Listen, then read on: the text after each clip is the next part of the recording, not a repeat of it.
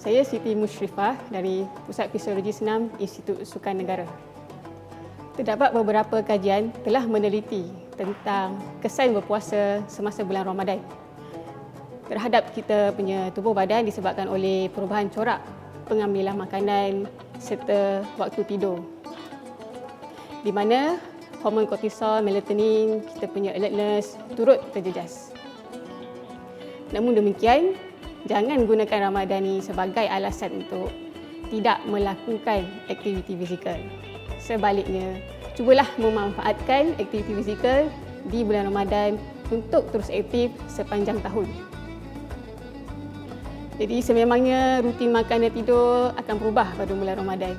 Tidak seperti bulan-bulan yang lain. So, untuk orang biasa, tempoh 30 hari adalah peluang terbaik bagi sesiapa sahaja yang berusaha untuk menurunkan berat badan melalui diet dan senaman yang sihat dan juga mengelakkan daripada penyakit hipokinetik seperti obesiti, tekanan darah tinggi, strok, penyakit jantung dan sebagainya. So, kajian juga mengatakan bahawa berpuasa selama 30 hari berturut-turut ni tanpa melakukan senaman atau aktiviti fizikal akan mengurangkan kekuatan dan kecergasan fizikal kita. Senaman atau latihan tidak hanya terhad kepada aktiviti di luar rumah sahaja. Ia tidak semestinya memerlukan peralatan gym dan sebagainya. So, oleh itu, kita perlu kreatif dalam melakukan improvisasi kepada kita punya aktiviti harian. Tips dan garis panduan aktiviti fizikal pada bulan Ramadan.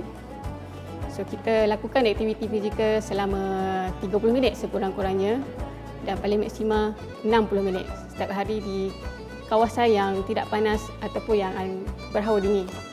So, sekiranya anda ingin menjadikan senaman sebagai satu rutin wajib, pastikan anda bermula secara angsur maju dan jangan drastik, itu jangan mendadak dan lebihkan kepada aktiviti yang berasaskan berat badan seperti bangkit tubi dan tekan tubi dan cuba selaraskan dengan kadar denyutan nadi anda. Elakkan senaman agresif dan intensiti tinggi pada waktu pagi dan terutamanya pada cuaca panas, iaitu tidak melebihi daripada 80% daripada kadar nadi maksima kita. So, bila berintensiti tinggi, kita menggunakan sumber tenaga yang melibatkan glykogen pada otot dan hati dan juga kita punya glukos darah. So, ini akan menyebabkan kita keletihan dan mengganggu aktiviti kita pada hujung hari. So, bila berlatih pada cuaca panas akan meningkatkan kehilangan cecair dalam badan kita dan menyebabkan kita dehidrasi. Jadi, pilihlah waktu yang sesuai untuk bersenam pada bulan Ramadan ini mengikut kemampuan badan, sama ada sebelum berbuka atau 2 hingga 3 jam selepas berbuka. So, minum air secukupnya di antara berbuka dan sahur bagi mengelakkan dehidrasi semasa berpuasa. Makan dengan sederhana pada waktu berbuka puasa dan ini membantu anda daripada tidak berasa mengantuk semasa tarawih dan juga membantu anda tidur dengan lebih mudah kerana perut kita tidak akan sibuk untuk mencernakan makanan yang berat. Jadi elakkan minum kafein dalam masa 4 jam dari waktu tidur anda. Jika tidak, susah untuk kita tidur dan sukar untuk kita bangun untuk sahur.